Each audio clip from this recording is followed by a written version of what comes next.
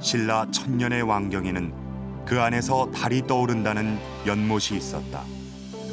그곳은 신라인의 생생한 생활이 담겨 있는 신라 역사의 거울이었다.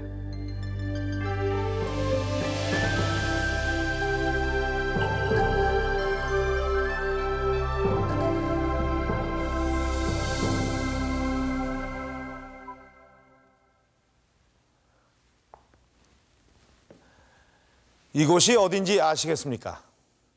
바로 이 경주에 있는 안압지입니다. 안압지를 여러분들은 어떻게 알고 계십니까?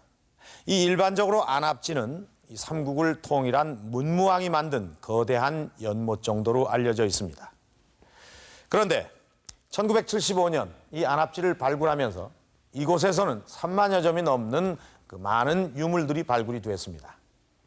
특히 이 유물들이 주목을 받는 것은 다른 곳에서 발굴된 유물들과는 달리 대부분이 실생활에 쓰였던 유물이라는 것입니다.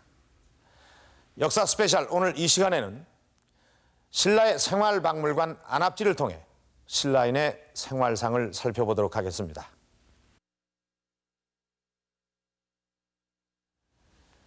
안압지가 어떤 곳인지 알려주는 상징적인 유물이 하나 있습니다.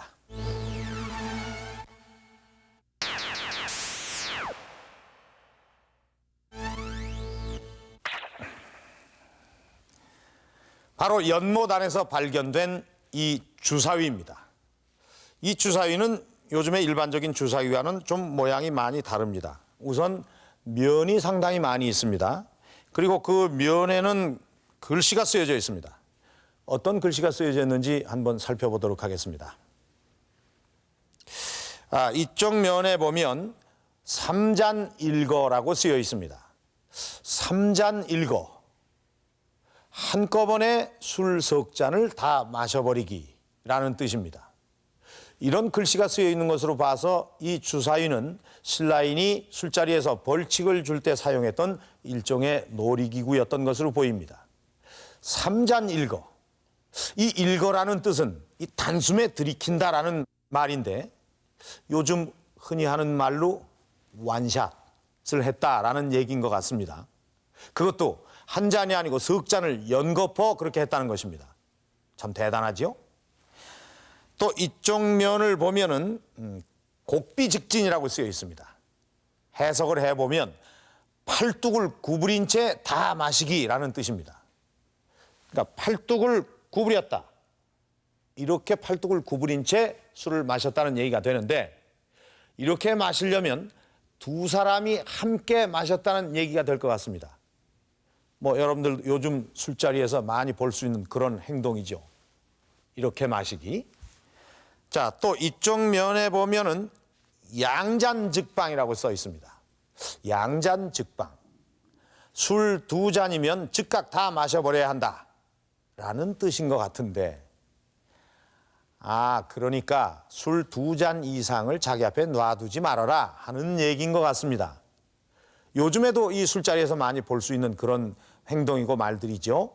그러니까 자기 앞에 술잔을 비우지 않고 남겨두는 사람에게 주변에 있는 사람들이 재촉하는 말로서 흔히 안경 쓰지 마라 하는 말과 통할 것 같습니다. 이 주사위에 쓰여져 있는 이 술자리의 벌칙이 요즘 것과 너무나 흡사합니다. 이 주사위는 신라인의 그 풍류의 한 단면을 알려주고 있습니다. 1975년 안압지를 발굴할 당시 주사위가 하나 출토됐다. 참나무로 만들어진 주사위에는 각면마다 흥미로운 내용이 적혀 있다. 정사각형면이 6개, 육각형면이 8개, 총 14면체인 이 주사위는 안압지에서만 발견된 독특한 모양이다.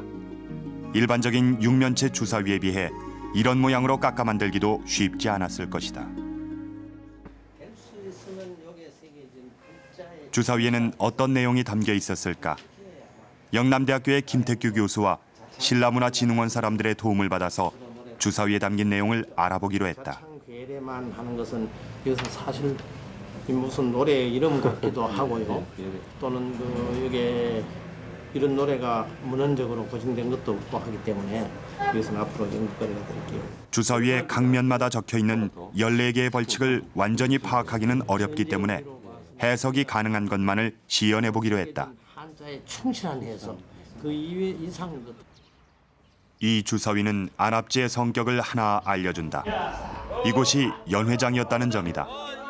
주사위의 벌칙을 풀어보면 당시의 술자리를 추정해볼 수 있다. 주사위에 적힌 내용에는 술과 관련된 내용이 가장 많았다. 대표적인 것이 술을 한 잔 마시고 크게 웃기다.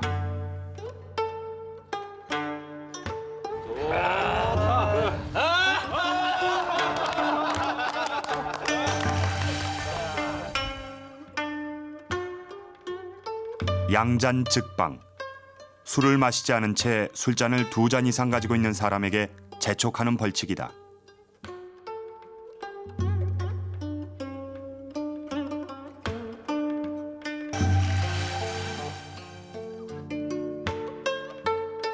팔을 구부려서 술을 마신다는 뜻의 곡비즉지는 2 사람이 함께 마신 것으로 추정된다.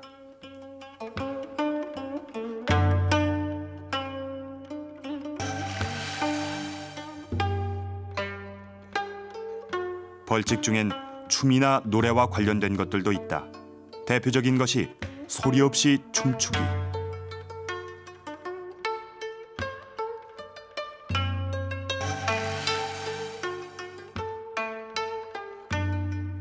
재미있는 장난과 비슷한 벌칙도 있다. 요즘에도 흔히 볼 수 있는 코 때리기.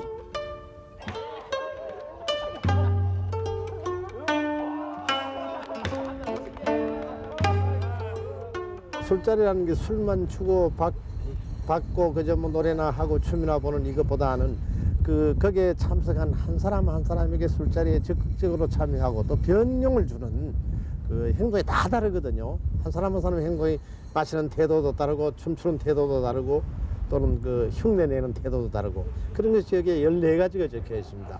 근데 이런 것은 현대적으로 활용해도 재미있는 놀이가 되지 않을까 그런 생각입니다. 주사위에 담겨있는 또 다른 벌칙으로는 다소 짓궂은 행동에 속하는 유범공과와 농면공과가 있고 술자리에 참석한 누구에게나 노래를 시킬 수 있는 임의청가가 있다. 구체적으로 그 내용을 알 수는 없지만 노래 부르기와 시 한 수 읊기 등 넉넉한 풍류가 느껴지는 내용도 있다. 이런 풍류에 넘치는 연회를 즐겼던 사람들은 어떤 사람들이었을까? 안압지에서 있었던 연회에 대한 기록이 남아있다.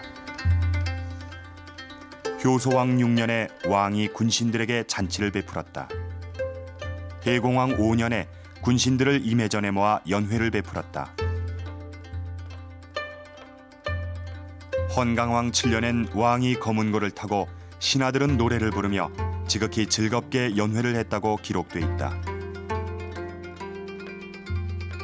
연회에 참석한 사람들은 왕과 귀족들이었던 것이다.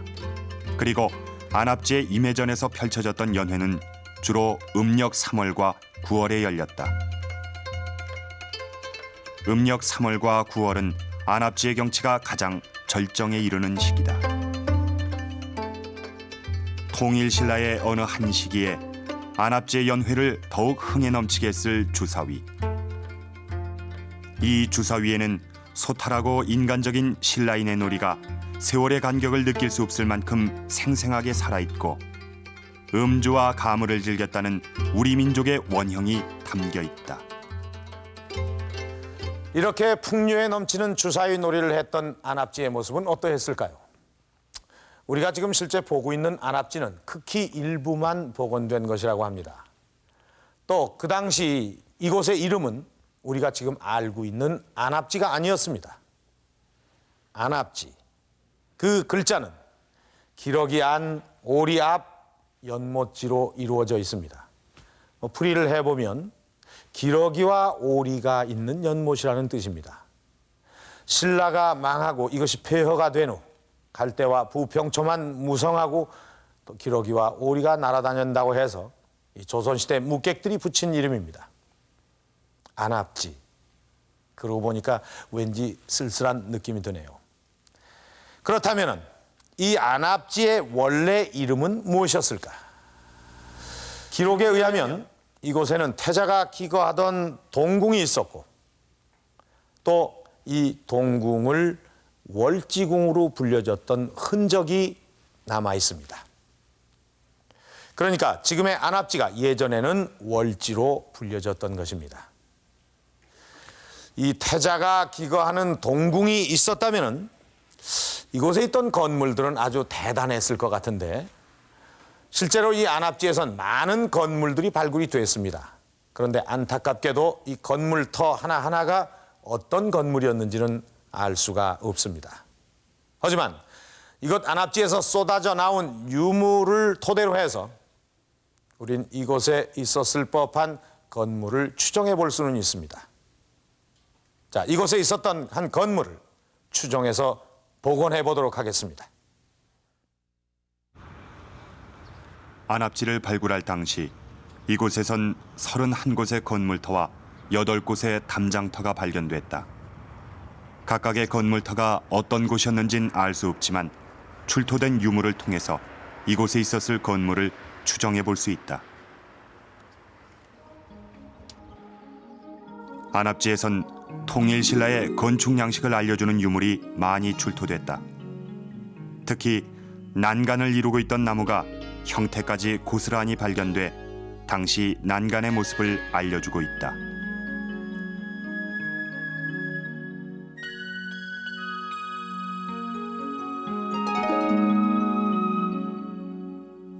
당시 건물엔 이런 형태의 난간을 세웠을 것이다.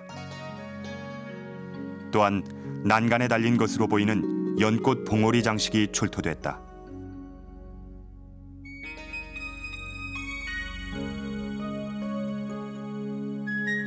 난간엔 이런 금동 장식이 화려하게 빛을 내고 있었을 것이다. 안압지는 통일신라의 기와 집합체라고 할 만큼 많은 기와가 출토됐다.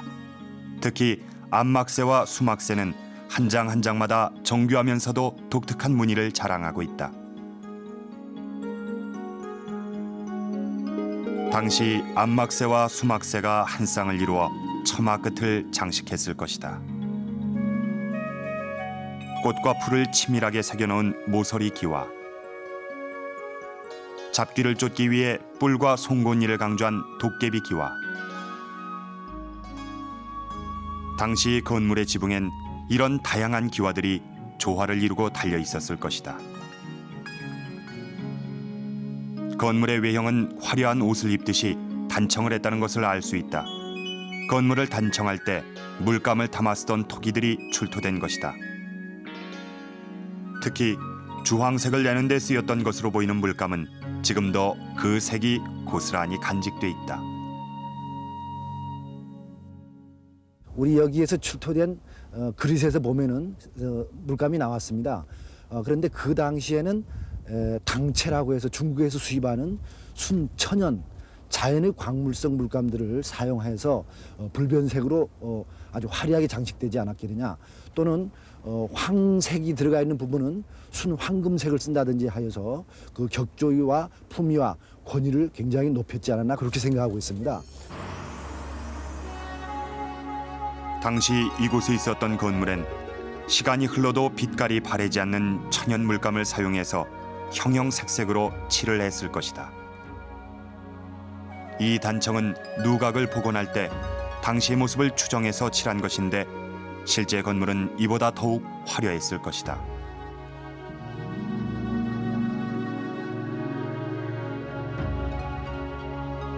신라의 건물을 어느 정도 화려하게 치장했는지 가늠할 수 있는 기록이 있다. 신라의 전성시대 때 35곳의 부유하고 큰 집에 금을 입혔다는 기록이다. 금입책은 사실 우리가 그 문헌상에만 내려오는 거기 때문에 하여튼 금을 입혔다는 얘기는 아마 지금 그 단청에서는 그 금박 같은 어떤 그런 걸 얘기하는 건지 확실히 알 수는 없지만 하여튼 그런 거를 사용했다는 것은 민가의 사용의 금입책 얘기가 나오니까 궁굴은 미루짐작하건대 훨씬 더 화려한 단성을 했겠죠. 문헌 기록과 안압지에서 출토된 다양한 금동 장식으로 미뤄볼 때 당시 이곳에 있던 건물엔 장신구를 달듯이 화려한 장식을 한 것을 알 수 있다. 정교한 꽃을 새겨놓은 보상 화문전. 당시 건물의 바닥에 깔았던 장식으로 보이는데 옆면엔 글자가 선명하게 남아있다.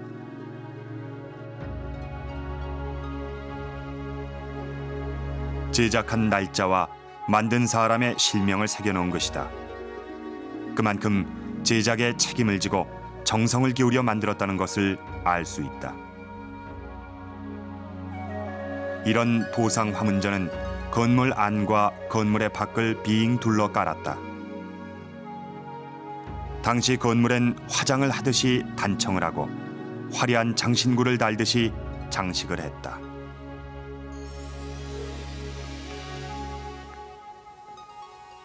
이 겉모습만 봐도 대단히 화려하죠. 그렇다면 이 건물 안의 모습은 어떨까요? 이 안압지에서는 지금 보시는 바와 같이 이런 자물쇠와 또 이런 열쇠가 발견이 됐습니다. 아마 이런 모습으로 달려 있지 않았을까 싶습니다. 지금 우리가 쓰는 것과 그 모양도 매우 흡사합니다. 건물 안으로 한번 들어가 보도록 하겠습니다.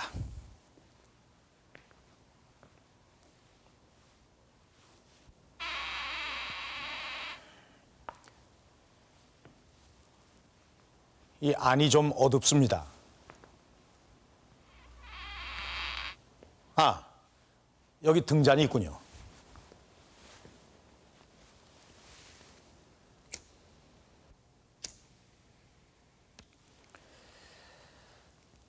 자, 이곳이 안압지에서 출토된 유물을 토대로 복원한 당시 상류계급의 신라인들이 생활을 하던 공간입니다. 아, 이곳에 침대도 있군요. 한번 앉아보겠습니다.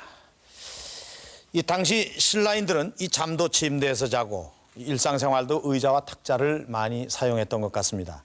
이 중국의 영향을 받은 이 입식 생활이 이 상류계급에서는 보편화되어 있었다고 합니다. 그리고 이 안압지에서는 이 발걸이도 출토가 됐는데 이 당시 이 창문에는 지금의 커튼과 비슷한 이런 발들이 이렇게 쳐져 있었을 겁니다. 아, 그리고 이쪽에 의자도 보이는군요. 이 의자의 양쪽에는 이 아주 화려한 장식이 보이는데 용머리의 모양을 하고 있군요. 한번 앉아보겠습니다.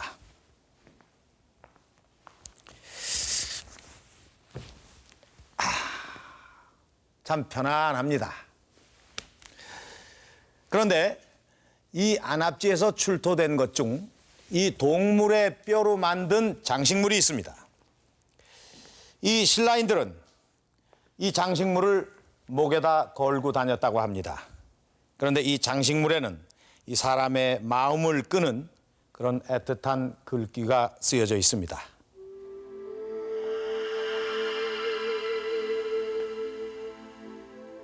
사랑동, 과호동, 소사쌍동, 주랑동, 상여 여자동. 이 문장의 뜻을 보면 남과 여가 함께 영원히, 참외가 한 넝쿨인 것처럼 남편과 아내가 영원히, 그리고 남편과 아내, 자식이 함께 영원히. 이 가족에 대한 애틋한 심정이 고스란히 전해져 오는 것 같습니다. 이렇게 애틋한 심정을 가지고 생활을 했던 이 당시 신라인들은 과연 어떤 사람들이었을까요? 자, 그리고 이쪽에 보면은 이 옷걸이가 보입니다. 아주 화려하죠? 이 쓰임새는 요즘의 옷걸이와 별반 다르지 않을 것 같습니다. 이 옷걸이에는 어떤 옷들이 걸려 있었을까요? 이 옷의 주인공들을 만나보겠습니다. 국립경주박물관. 이곳엔 당시 신라인들의 머리 모양을 구체적으로 알려주는 유물이 있다. 바로 통일신라 때 고분인 경주 용강동 고분에서 출토된 토용이다. 여자 토용의 머리를 살펴보면 정수리 부분까지 머리를 틀어 올린 모습을 하고 있다.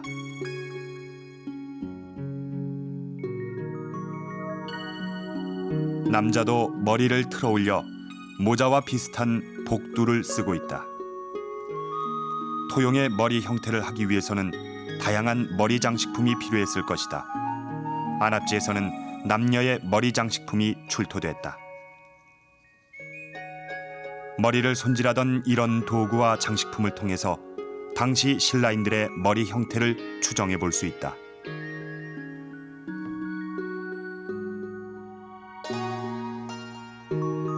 여기 자세히 보시면요, 머리 빛이 조선시대 얼레빛 같은데 상당히 촘촘합니다. 그럼 이러한 큰 좋은 머리빗으로 얼마나 좋은 그 머리를 빗고 단장했을까? 그러면 그 머리 빗고 단장했는데 머리 형태는 어떤 것일까? 추측해 볼 수 있습니다. 저기 보면은 상당히 그 뒷꽂이라고 하는 긴 게 보입니다. 저거는 물론 남자들이 조선시대 상토와 같은 머리를 했을 적에 꽂은 것도 있겠지만은 여성들이 통일신라 이후에는 가채하고 머리를 상당히 크게 올렸었습니다. 어쩌면 그때 사용되지 않았었을까 생각합니다. 중국 문헌인 구당서와 수서, 북사 등에도 신라 여성들은 긴 머리를 따서 틀어 올렸다고 기록돼 있다. 안압지에서 출토된 머리 장식과 토용을 근거로 신라 여성의 머리를 만들어 보기로 했다. 토용의 머리를 하기 위해서는 상당한 시간과 손길이 필요했다. 당시 신라 여성들이 머리를 치장하는데 어느 정도 정성을 기울였는지 짐작할 수 있다. 머리를 높이 치켜 올리기 위해서는 이런 가채를 덧붙여야 하는데 그 당시 벌써 가발을 사용했다는 것을 알 수 있다. 안압지에서 출토된 뒷꽂이는 이렇게 큰 머리를 고정시키는 데 사용했을 것이다.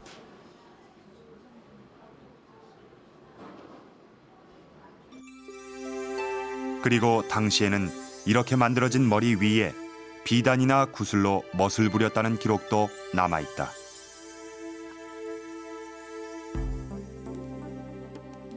남자의 머리도 안압지 출토 머리 장식과 토용을 근거로 만들어 보기로 했다. 우선 머리를 단정하게 따서 올리고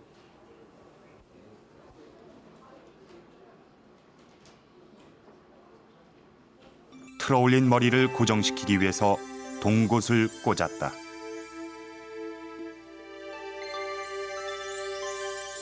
이렇게 틀어 올린 머리 위에 모자의 역할을 했던 복두를 썼을 것이다.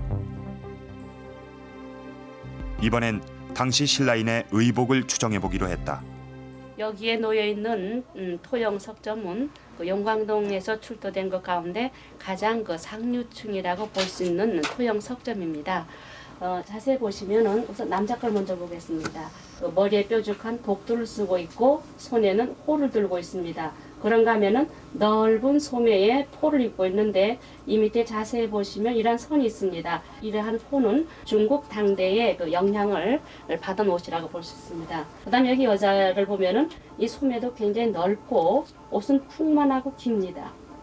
자세히 보시면은 요 가슴이 노출돼가 있고 위에 이게 저고리 형태의 옷, 거기에다가 치마를 위에다 입었다는 겁니다. 그리고 여기 지금 우리가 서양에서 말하는 숄과 같은 것을 두르고 있다는 겁니다. 그리고 여기 색상을 보시면은 그 자주색 계통이 색상을 알 수 있습니다. 높은 관직자들은 이러한 색상의 옷을 입습니다. 토용과 문헌을 토대로 복원해 보기로 했다. 당시 상류계급의 남자는 두루마기의 일종인 표의를 입었는데 그 소매폭이 넓을수록 계급이 높은 것을 의미했다. 이 속에 어떤 속옷을 다시 입었을 거 아니겠습니까? 거기는 당나라의 영향으로 이 표의의 깃은 둥글고 목까지 올라왔는데 그 안엔 기본 저고리와 바지를 입었다. 그다음에 여자들 옷을 보면은 여기에 허리에 지금 같은 상류계급 여자의 옷은 저고리 위에 치마를 입은 점이 가장 독특하다. 저고리의 폭과 치마의 폭은 길고 풍성했고 길게 늘어뜨린 치마끈은 계급에 따라서 천과 색깔을 달리했다. 끈을 이렇게 장식한 겁니다. 이를 종합해서 복원해 보면 남자는 복두를 쓰고 바지와 저고리를 입었으며 겉에는 깃이 둥근 두루마기를 입었다. 여자는 기본 바지와 저고리를 입었고 저고리 위에 치마를 입었다. 겉옷으로 두루마기를 입고 목도리와 비슷한 긴 표를 둘렀다.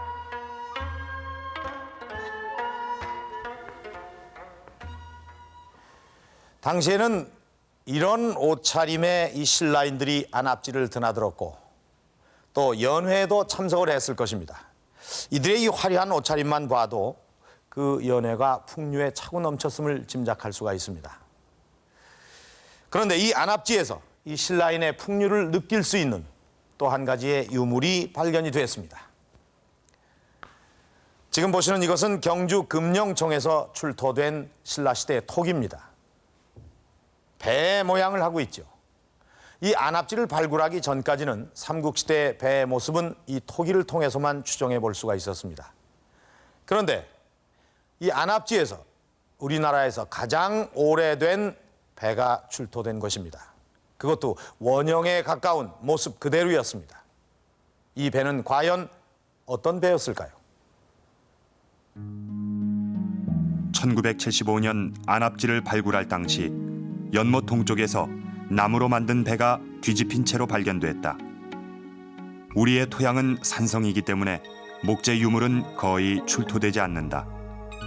다행히 안압지에서 목선이 뻘에 빠져 있었기 때문에 원형에 가까운 상태로 발견될 수 있었던 것이다. 안압지의 목선은 국내에서 발견된 최초의 것으로 우리 배의 발달 과정을 알 수 있는 귀중한 유물이다.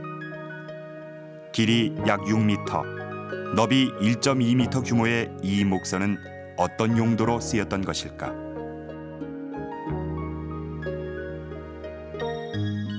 그 단서는 배의 형태에서 찾을 수 있다.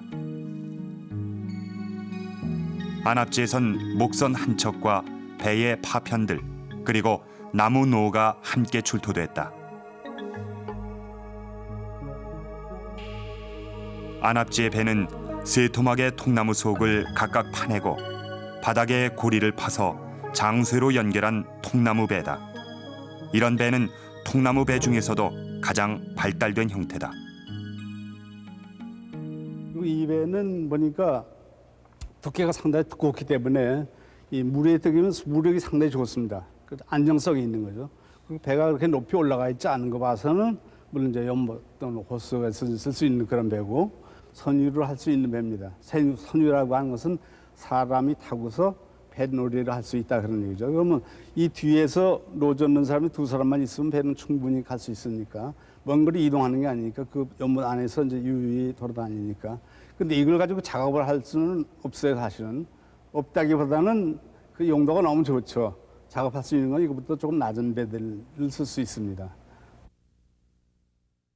이 목선은 연못에서 타고 즐기기에 무리가 없는 튼튼한 배다. 지금 남아있는 배의 상태가 어느 정도 원형에 가까운지 알아보기로 했다. 38, 80. 지금은 떨어져 나가고 없지만 배의 앞머리에 버선코처럼 올라간 귀삼의 흔적이 있다. 귀삼이란 거센 물결에도 밀고 나갈 수 있도록 뱃머리에 달리는 장치로 평평한 모양의 배를 입체적으로 올리는 장식의 효과도 있었다. 안압지의 목선은 세 쪽의 통나무를 이어서 붙였는데 바닥은 장쇠로 단단히 연결했다. 그리고 뱃머리엔 이렇게 버선코 모양으로 귀삼이 달려 있었다.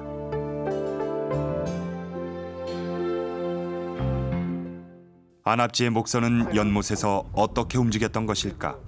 그리고 배에는 몇 명이나 탈 수 있었을까? 이원식 소장의 지휘로 동국대학교 학생들이 안압지에 있는 모형 목선에 타보기로 했다. 거기 좀 앉아요. 그렇게 앉아서. 노나 삿대를 젓는 사람이 앞뒤로 한 명씩 서고 두 줄로 앉을 경우에는 10명까지 앉을 수 있다.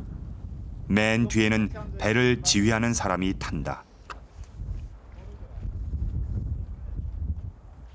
직접 배를 타본 결과 배에는 여러 명이 탈 수 있었고 연못에서 움직이는데 전혀 무리가 없었다.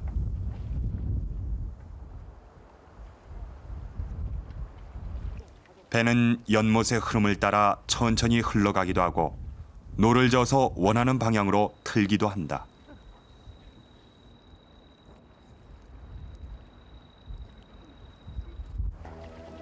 물 위의 풍류. 배 안의 사람들에게는 땅에서 바라보는 안압지의 경치와는 다른 특별한 정취가 있었을 것이다. 배를 타면 느껴지는 경관의 으뜸은 연못의 호안이다. 누각이 늘어서 있는 서쪽과 남쪽의 호안은 직선 형태, 동쪽과 북쪽의 호안은 리아스식 해안처럼 심한 굴곡이 펼쳐진다. 이런 굴곡은 무려 40여 개나 되는데 이 굴곡마다 새로운 그림들이 변화무쌍하게 펼쳐진다. 안압지의 연못은 직선과 곡선이 숨바꼭질을 하듯이 절묘하게 배합돼 있다. 구불구불하게 펼쳐져 있는 연못을 따라 배를 타고 다니다 보면 이 안압지의 전경이 더욱 색다르게 느껴지실 것입니다.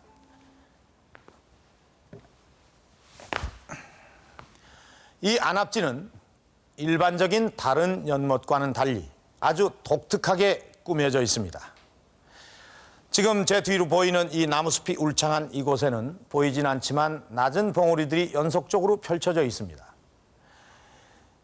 이 12개나 되는 봉우리들은 중국의 양왕이 선녀들과 논이뤘다는 무산 12봉을 상징한다고 합니다. 또 이 연못에는 크기가 다른 각각 3개의 섬이 있습니다. 예로부터 전설처럼 내려오는 영주산과 복례산 그리고 방장산을 상징한다고 합니다. 예로부터 이 영주산, 복례산, 방장산은 이 신선들이 영원한 삶을 즐기고 있는 것으로 전해져 있습니다. 이 12개의 봉우리와 3개의 섬은 이 안압지가 도가사상을 바탕으로 만들어졌고 또 신선들의 세계를 나타내려 했다는 것을 알 수가 있습니다. 한 폭의 동양화와 같은 안압지. 그러나 이 안압지는 단순한 관상용으로만 아름답게 꾸며놓은 것은 아닙니다. 이 안압지의 조경에는 또 다른 비밀이 숨어져 있습니다. 동서 200m, 남북 180m 공간에 들어선 4,700평의 거대한 연못. 안압지를 발굴할 당시 연못에 물을 빼자 연못을 둘러싼 수많은 돌들이 드러났다. 연못의 호안은 거대한 인공 석축으로 이루어져 있는데 그 길이가 1,285m나 됐다. 이 연못을 조성하는데 얼마나 많은 일손을 필요로 했는지 쉽게 짐작할 수 있다. 석축뿐만 아니라 연못 곳곳에 세심한 배려와 정성을 기울인 흔적을 발견할 수 있다. 대표적인 것이 안압지 동남쪽에 있는 입수구다. 연못 밖에서 물을 끌어들이는 입수구는 5단계로 이루어져 있다. 이것은 시각적인 효과와 함께 물의 정화작용을 계산한 장치다. 여기 지금 수입구의 이 수조는 물을 담았다가 물을 여기에 용머리 형태의 그 거북머리가 여기에 끼어가지고 물을 토해서 여기에 당겼다가 또 문어미로 넘어가게 되어 있습니다. 연못 밖에서 들어온 물은 1차로 수로에서 걸러지고 첫 번째 석조에 모였다가 용머리를 통과한 후 두 번째 석조를 가득 채운다. 석조를 통과한 물은 작은 연못에 잠시 머물면서 또 한 번의 정화를 거쳐 좁은 계류를 따라 2개의 폭포로 떨어지게 돼 있다. 지금 저쪽에 개울로 타고 들어온 물이 1m 높이로 이렇게 폭포로 떨어져 가지고 그래가지고 요 폭포에서 또 평면으로 물이 흘러가지고 넘쳐서 여기에 와가지고 또 1m 정도로 폭포로 떨어져서 들어가게 만들었습니다. 그렇게 하면은 물에 폭포로 떨어지는 소리의 감각과 여기에 물이 바닥에 떨어져서 부서지면서 그 포마를 이루는 아름다움이 있습니다. 떨어지는 것과 물이 깨지는 아름다움이 있습니다. 실제로 물이 어떻게 흘렀는지 확인하기 위해 경주 소방서의 도움을 받아 입수구에 물을 넣어보기로 했다.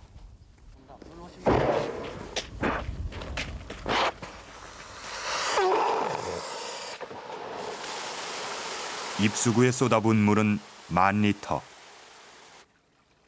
신라 때에는 경주 낭산의 물이 안압제 입수구로 흘러들었다고 한다.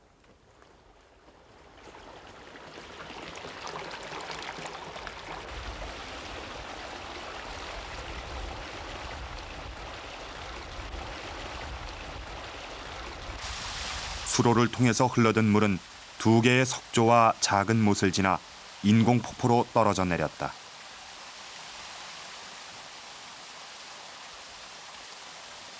이렇게 연못으로 들어온 물은 첫 번째 섬에 부딪혀서 양쪽으로 갈라진다. 연못에 3개의 섬을 배치한 것은 물기를 고르게 분산시키기 위한 장치다. 섬 양쪽으로 갈라진 물은 호안과 섬을 둘러싼 석축에 부딪혀서 연못의 구석구석까지 빈틈없이 흐른다. 입수구 쪽의 지대를 높게 한 것도 물의 흐름을 원활하게 하기 위해서다. 이렇게 흘러들어온 물은 동북쪽에 있는 출수구로 빠져나온다. 출수구에선 물마개가 발견됐는데 이 물마개는 수로를 막거나 터서 수량을 조절하는 기능을 했다. 수리의 작용을 철저하게 계산해서 설계한 안압지. 이러한 연못의 구조 때문에 안압지의 물은 흐르고 빛나고 소리가 나는 살아있는 물의 기능을 전부 갖추고 있었다. 물만 살아있는 것이 아니었다. 안압지는 자연을 축소했지만 축소된 자연은 결코 박쥐된 자연이 아니었다. 안압지에선 각종 동물뼈가 출토됐다.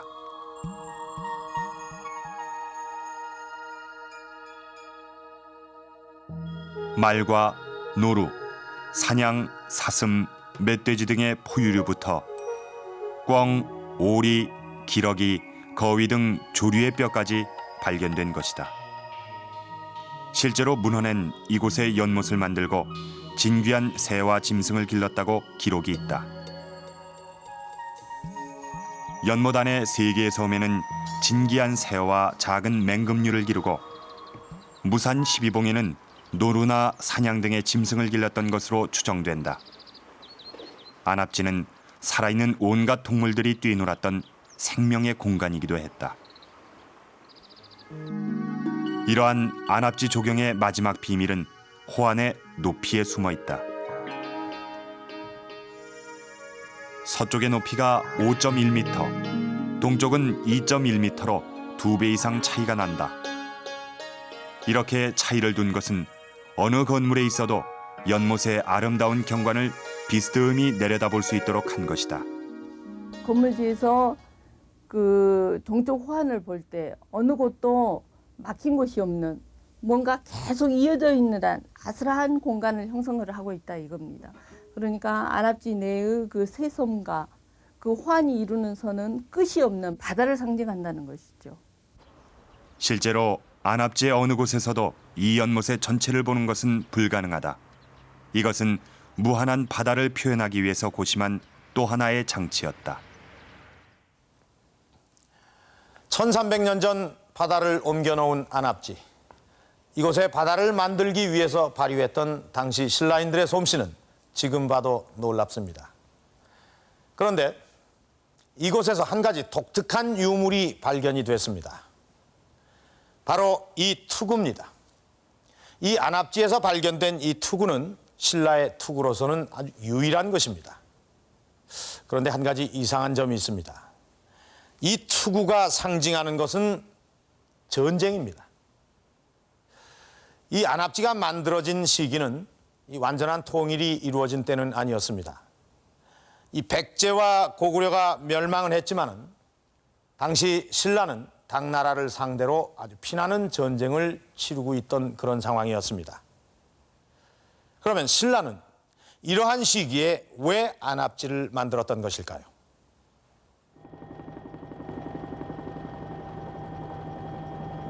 674년 안압지를 조성할 당시 신라와 당나라의 전쟁은 계속되고 있었다. 전궁인 반월성이 있었는데도 이러한 시기에 문무왕이 안압지 건설이라는 대형 공사를 시작한 이유는 무엇일까? 674년에 안압지를 조성할 때로 말하면은 당군과 사투를 벌이고 있었다고는 하지만은 역시 전승의 전망이 뚜렷해진 그런 시기입니다. 아시다시피 2년 뒤에 당나라 군대가 평양에서 완전히 이제 출소하게 됩니다. 그래서 이 안압지 조성에는 어떤 그 당군에 대한 어떤 그 승전, 자신감, 그다음에 곧 도래할 진정한 삼국 통일의 완성 이런 것을 이제 전망한 것이라고 할 수가 있겠습니다. 안압지는 통일을 자신했던 문무왕의 전승 기념물로 출발했던 것이다. 이러한 통일을 상징하는 건축물인 안압지를 건설하는 일에 신라인들만 참여했던 것은 아니었다. 백제와 고구려가 멸망한 후 많은 유민들이 경주로 들어왔다는 기록이 남아있다.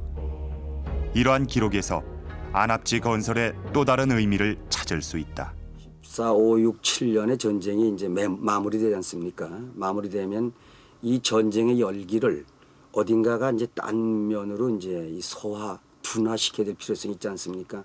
그러니까 이때 이제 이 잉여 많은 노동력, 백제라든가 고구려 사람에게 하나의 민족 의식으로서 하나의 신라 왕궁을 조성하는데 아마 많이 이렇게 사역을 한다든가 또는 이때 이제 많은 성을 쌓습니다. 이렇게 새로운 궁궐을 건설하는 일에 백제와 고구려인을 참여시킴으로써 새로운 나라를 세우는 일에 동참한다는 일체감을 줄 수 있었을 것이다. 그렇게 해서 안압지에는 백제와 고구려의 우수한 기술이 종합되어 나타났고 안압지는 정치적으로도 새로운 나라의 새로운 토대가 되는 중요한 장소가 된다. 실제로 안압지가 개혁의 산실이 됐음을 알려주는 유물이 발견됐다. 국내 최초로 목간이 다량 출토된 것이다. 이 목간엔 안압지에 있었던 관청에 대한 기록이 남아있다. 그 중에서 세택이라고 쓰여있는 목간이 출토됐고 이 세택이라는 글씨는 다른 유물들에서도 많이 발견됐다. 이것은 국왕이나 태자의 비서기관이었던 세택이 안압지에 있었고 중요한 역할을 했음을 알려주는 것이기에 그 의미가 크다.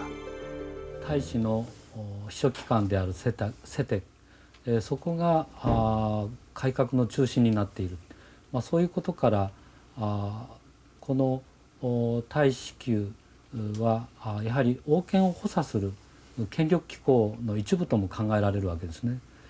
したがってこのセテク、これは王の直属でもありましたし大使の直属機関別々にありましたけれども、セテクそのものは王権を支える補佐機構、そのように考えてよろしいんじゃないかと思います。 안압지에 있었던 세택은 전제 왕권의 절정기이자 강력한 개혁을 추진했던 경덕왕 때 핵심 부서인 중사성까지 된다. 뒤에서 왕을 보조하던 역할에서 개혁의 산실로 떠오르는 것이다. 통일기념 건축물로 출발해서 개혁의 상징으로까지 변모한 안압지. 이렇듯 안압지는 처음부터 연회지로 출발한 것이 아니었다. 안압지를 건설한 문무왕대에는 이곳에서 연회를 베풀었다는 기록은 발견되지 않는다. 새로운 국가의 틀이 잡히고 통일신라가 안정기에 들어선 후 점차 안압지는 연회지의 성격이 강해진다. 통일 후에 가서는 신라가 이제 요래 없는 그 안정을 누리게 되고 이제 여기에 동궁으로서 임해전을 또 설치하게 되고요. 또 바로 이 마치 바다를 전망하는 것과 같은 이러한 그 임해전에서 그 후에는 이제 군신 간의 그 여러 가지 연회, 축제, 외국 사신 접대 이런 것들이 이제 벌어집니다. 그래서 삼국 통일 후에 신라의 번영과 안정을 상징하는 이제 그러한 그 기능을 하게 되는 것이죠. 통일을 기념하기 위해 연못을 파고 화려한 동궁을 세우고 훗날엔 사신을 접대하고 연회를 즐겼던 공간. 통일 신라와 출발을 같이 해서 그 신라의 전성기를 함께한 안압지는 통일 신라의 마지막 장에서도 빠지지 않는다. 931년 신라의 마지막 왕 경순왕이 왕건을 임해전에 초대해 잔치를 베풀었다. 그것은 안압지 최후의 향연이었다. 그리고 4년 후 신라의 역사는 막을 내린다. 나라의 융성은 물론 멸망과도 운명을 같이 했던 공간. 나라의 시작과 끝을 지켜본 역사적인 공간. 그것이 안압지의 운명이었다. 우리는 안압지를 통해서 1000년 전 이곳에 있었던 사람들을 만나볼 수가 있었습니다. 이 안압지는 신라뿐만이 아니라 백제, 고구려, 그리고 삼국에 축적된 문화와 기술이 하나로 결합된 통일의 상징물이었습니다. 삼국의 문화가 융합되어 탄생한 이 안압지는 통일 신라와 함께 번영을 누리다가 쇠락해 갔습니다. 그러나 안압지의 역사가 여기서 멈춰버린 것은 아니었습니다. 우리는 안압지를 통해서 1000년 전 그때나 지금이나 사람들의 생활 방식이나 생각이 크게 달라지지 않았다는 것을 발견할 수가 있었습니다. 역사는 어느 한 시기에 끝나버리는 것이 아니고 지금도 우리와 함께 호흡하고 있다는 것을 안압지는 알려줍니다. 이 안압지에 담겨있는 신라인과 신라인의 생활은 1000년 전에 죽어버린 화석이 아니라 바로 살아있는 우리의 거울인 것입니다.